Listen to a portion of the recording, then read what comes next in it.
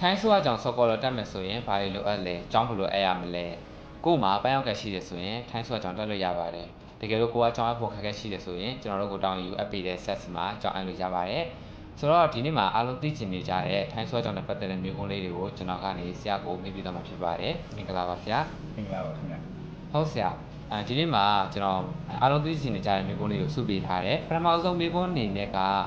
အကြောင်းတက်ဖို့အတွက်ဘာတွေလိုအပ်လဲဆရာထိုင်းဆိုရကြောင်စောကောတော့တက်မယ်ဆိုလို့ရှိရင်ပေါ့နော်ပထမဆုံးအနေနဲ့လိုအပ်တာကတော့ထိုင်းစာအရေးအခက်အပြောပေါ့နော် 4K level တစ်ခုလောက် level 1 2 3လောက်ထိပြီးတော့ပေါ့နော်ရေးနိုင်ဖတ်နိုင်နားလည်တဲ့အဆင့်ထိရှိဖို့လိုအပ်ပါတယ်ပေါ့နော်နောက်တစ်ခုကျတော့ထိုင်းနိုင်ငံမှာတရားဝင်နေထိုင်တဲ့သူဖြစ်တဲ့အပြင်ဘန်းရောင်ကတ်ရှိရပါမယ်အဲ့လိုမျိုးပြည်စုံနေဆိုလို့ရှိရင်ထိုင်းဆိုရကြောင်တက်လို့ရပါတယ်ခင်ဗျာဟုတ်ဆရာနံပါတ်1ကကျောင်းအခါတွေရောကျောင်းစရိတ်တွေရောရှိလားဆရာအကြောင်းကတော့မရှိပါဘူးခင်ဗျာအကြောင်းကတော့အကြောင်းစိတ်ကုန်ကြစိတ်ဆိုတာတော့အကြောင်းကိုပြီးဆောင်တာတော့မရှိပါဘူးဒါပေမဲ့အကြောင်းရဲ့ရံပုံငွေပေါ့နော်လှုပ်ရှားမှုအလူပေါ့နော်အကြောင်းနဲ့ပတ်သက်တဲ့ဝေယဝိဆအပိုင်းလေးတွေပေါ့နော်ဝိုင်းကူညီပြီးတော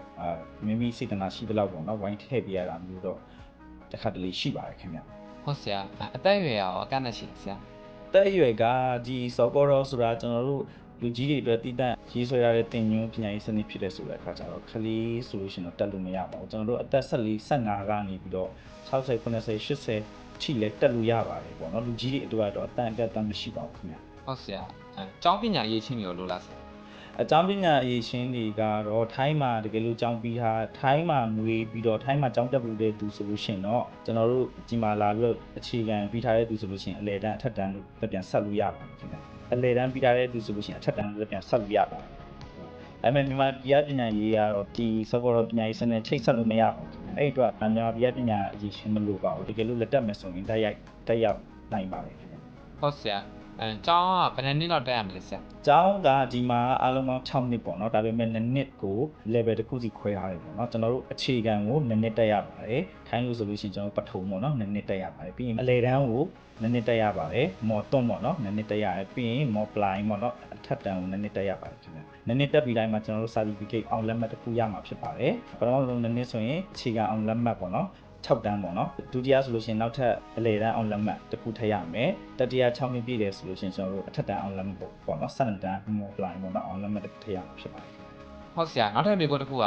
ကျောင်းကဘယ်တော့စအပ်လို့ရမလဲဆရာဟုတ်ကဲ့ကျောင်းကတော့အခုစာမင်းပွဲတွေဖြည့်ပြီးပြီဆိုတော့ပေါ့နော်စတင်လက်ခံနေပါပြီကျောင်းအပ်လို့ရပါပြီမိမိနီးစပ်ရာနေထိုင်ရာ data ဝင်ကျင်ရာ software တော့ပေါ့နော်ဒီမှာတော့ရောက်မြင်မြန်ပြီးတော့အပ်နိုင်ပါတယ်ထိုင်းစကားတက်တယ်ဆိုင်စာရေးတက်ဖတ်တတ်တယ်ပန်းရောင်ကတ်ရှိတယ်စာရွက်စာတမ်းပြည်စုံတယ်ဆိုလို့ရှိရင်တော့ရောက်အပ်လို့ရပါတယ်ခင်ဗျကျွန်တော်တို့လက်ရှိကျောင်းအပ်လက်ခံနေတဲ့အကျောင်းမှာတော့ကျွန်တော်တို့အခုကနေစပြီးတော့ဒီလာမယ့်15ရက်ပေါ့နော်ဒီလာမယ့်15ရက်နေ့ကြလို့ရှိရင်ကျွန်တော်စီမှာလာပြီးတော့ဘာသာစကားအရှင်စစ်တာစာရွက်စာတမ်းလေးစစ်တာရှောက်လောက်ရေးရမျိုးကြီးပေါ့နော်ကြိုတင်တော့လုပ်နိုင်ပါပြီခင်ဗျအဲမဲ့ကျောင်းအလက်ခံတဲ့အချိန်ကတော့4လပိုင်းတစ်လလုံးဖြစ်ပါတယ်5လပိုင်းမှာကျောင်းဖွင့်မှာဆိုတော့ဒါပေမဲ့တစ်ကျောင်းနဲ့တစ်ကျောင်းတော့မတူဘူးပေါ့ကျောင်းသားဥယျာဉ်အကန့်အသတ်လည်းရှိပါတယ်ကျောင်းသားဥယျာဉ်ပြည့်ဝရင်အဲ့လိုမရတာလည်းရှိပါတယ်ဒါပေမဲ့ကျွန်တော်တို့ကျောင်းနေကျွန်တော်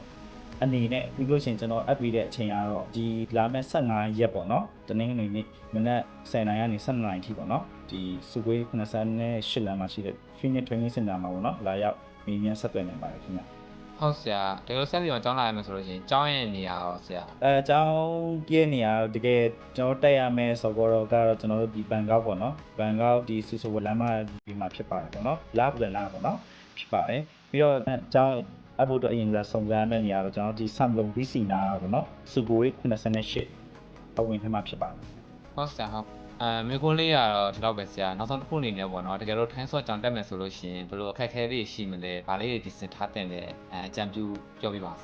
းထိုင်းဆိုရကြောင်တက်မယ်ဆိုလို့ရှိရင်အခက်ခဲရတော့ပေါ့နော်ခုနကတော့ပြောတယ်အရန်တက်ချင်ကြတယ်ဒါပေမဲ့ဘာသာစကားအခက်ခဲရတော့ရှိတယ်ဆိုတော့ဘာသာစကား skill ပေါ့တော်မြင့်ဖို့လိုတယ်ပေါ့နော်ပထမဆုံးတရားတော့ဘာသာစကားပေါ့နော်စာအရေးတုံ့ပြန်ခြင်းဖတ်တတ်ပြီးလို့ရှိရင်ဆရာမတွေနဲ့ပြောဆိုဆက်ဆံနေဖို့အတွက်ပေါ့နော်ထိုက်တင်လျောက်ပတ်တဲ့ဘာသာစကား skill တွေရှိဖို့လိုပါတယ်နောက်တစ်ခုကျတော့ခုနစာရွက်စာတမ်းအခက်ခဲပေါ့နော်စာရွက်စာတမ်းအခက်ခဲဆို MOU လာတဲ့ MOU နဲ့လာတဲ့သူတွေဆိုလို့ရှိရင်ကျွန်တော်တို့ပန်းရောင်ကံမရှိဘူးပေါ့နော်ကျွန်တော်ဒီမှာနေပြီးတော့ပရိုက်တဲ့သူတွေဆိုလို့ရှိရင်ပန်းရောင်ကတ်ရှိတယ်ပေါ့နော်အဲ့တော့အခုကပန်းရောင်ကတ်ရှိမှအကြောင်းကတက်ဖို့အဆင်ပြေမှာဖြစ်တဲ့အတွက်ပန်းရောင်ကတ်မရှိတဲ့သူတွေပန်းရောင်ကတ်မရိုက်တရားတဲ့သူတွေအတွက်တော့ဒါကြောင်းတက်ဖို့အတွက်အခက်ခဲရှိနိုင်တယ်ပေါ့နော်နောက်တစ်ခုကျတော့ကျွန်တော်တို့အချိန်ကာလပေါ့ရေရှည်တက်ရတဲ့အခါဖြစ်တဲ့အခါကျတော့အလုပ်အပြောင်းရွှေ့ လို့ရှိရင်မိမိရဲ့နေရာအလုပ်ပြောင်းရင်ကျွန်တော်နေရာပြောင်းတယ်ပြီးရင်အလုပ်မှာတနင်္ဂနွေတိုးစနေတို့အဲ့လိုမျိုးပေါ့နော်နားရမရှိတဲ့အလုပ်မျိုးတွေရှိတယ်ဆိုလို့ရှိရင်ကျွန်တော်တို့ဒါရေရှည်ကျောင်းတက်ဖို့အတွက်အခက်အခဲဖြစ်နိုင်ပါတယ်ပေါ့နော်အဲ့တော့မိမိကထိုင်းစာဆိုင်းစကားရတဲ့သူစာရွက်စာတမ်းပြည်စုံလို့ပန်းရောင်ကက်ရှိတဲ့သူတနင်္ဂနွေနေ့ပတိုင်နာလို့ရတဲ့သူဆိုလို့ရှိရင်တော့ဒါတော့အခက်အခဲတော့တိတ်ပြီးတော့မရှိပါဘူးခင်ဗျာအဲ့ဒီအချက်၃ချက်နဲ့ညှိတယ်ဆိုလို့ရှိရင်တော့ဒါရေရှည်မှာမိမိတို့အခက်အခဲတွေကြုံတွေ့နိုင်ပါတယ်ပေါ့နော်ဒါသတိထားရမယ့်အချက်ဖြစ်ပါတယ်ဟုတ်ဆရာမိကုန်းနေရတော့ဒီလောက်ပဲပေါ့နော်ဆိုတော့အားလုံးသိချင်နေကြတယ်ထိုင်းသွားကြောင်းတက်မယ်ဆိုရင်ဘာလို့အဲ့လဲဘလို့အဲ့မယ်ဆိုတာတွေကိုအဖေရသွားပြီးလို့ဆုံးကြည့်ပါတယ်တကယ်လို့ကိုယ်အနေနဲ့ကြောင်းတာခက်ခဲရှိရဲ့ဒီဘန်ကောက်တဝင်းအနာဝင်းချင်းမှာပဲနေတယ်ဆိုလို့ရှိရင် set စီမှာလာမယ့်15ရက်တနင်္ဂနွေနေ့မှာလည်း set မှာကြောင်းလာအဲ့လိုရတယ်ပေါ့နော်နောက်ဆုံးအနေနဲ့ပေါ့နော်ဆရာဆက်ကိုဆရာမိတ်ဆက်ပေးပါအောင်ဆရာဟုတ်ကဲ့ကျွန်တော်ကတော့စိုးမင်းအောင်ဖြစ်ပါတယ်ထိုင်းအောင်ရောက်တော့14နှစ်ရှိပြီပေါ့နော်ပြီးတော့ကျွန်တော်ဒီအလုပ်လုပ်ရင်ဒီစောကောတော့ပေါ့နော်အရင်တော့ကော့ဆော်နော်လို့ခေါ်တဲ့ဒီပညာရေးစနစ်နဲ့ချိတ်ဆက်မိပြီးတော့ပေါ့နော်အခုကျွန်တော်တော့အပ်ပြီးတဲ့အားလုံးအပ်ပြီးတဲ့အကြောင်းပါပဲပေါ့နော်အကြောင်းတက်ပြီးတော့ကျွန်တော်ကစီနီယာတယောက်အနေနဲ့ကြောင်းပြီးထားတယ်ပေါ့နော်အခုကျွန်တော်လက်တွဲခေါ်ပြီးနေတဲ့အကြောင်းသားဘူးကြီးဆိုလို့ရှိရင်ရာခဏနဲ့ရှိပြီးတော့ရှိနေပြီပေါ့နော်ကျွန်တော်တီးတန့်လက်ခံပြီးကြောင်းပို့ပြီးနေရဆိုလို့ရှိရင်အခုဆိုလို့ရှိရင်၄ချိန်မြောက်ရှိပြီပေါ့နော်ဒီတစ်ချိန်နဲ့ဆိုရင်တော့အဲ့တော့ထိုင်းနိုင်ငံမှာနေပြီးတော့เนาะကျွန်တော်တို့လိုမျိုးအလုပ်လုပ်ရင်းနဲ့ဒီပတ်ဝန်းကျင်ပညာရေးနဲ့လူမှုပတ်ဝန်းကျင်နဲ့အလုပ်လုပ်ငန်းခွင်နဲ့တဟဆာတာဖြစ်အောင်ဘယ်လိုနေထိုင်ရမလဲဘယ်လိုကိုပြုပြင်ပြောင်းလဲရမလဲတတိထားရမလဲဆို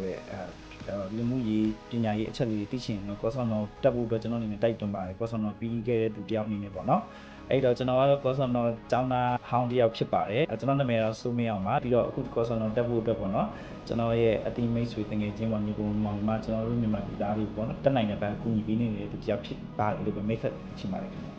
ဟုတ်ကဲ့ပါဆရာဒါဆိုလို့ရှိရင်တော့ဒီနေ့မှာအားလုံးသိချင်တဲ့ဖြေရတာပြီဆိုတော့အဖြေတွေကိုတခြားလေးအချိန်ပေးပြီးဖြေပြပေးတဲ့ဆရာကိုလည်းကျေးဇူးတင်ပါတယ်ဆရာဟုတ်ကဲ့ပါကျေးဇူးတင်ပါတယ်အားလုံးကျေးဇူးတင်ပါတယ်ခင်ဗျာ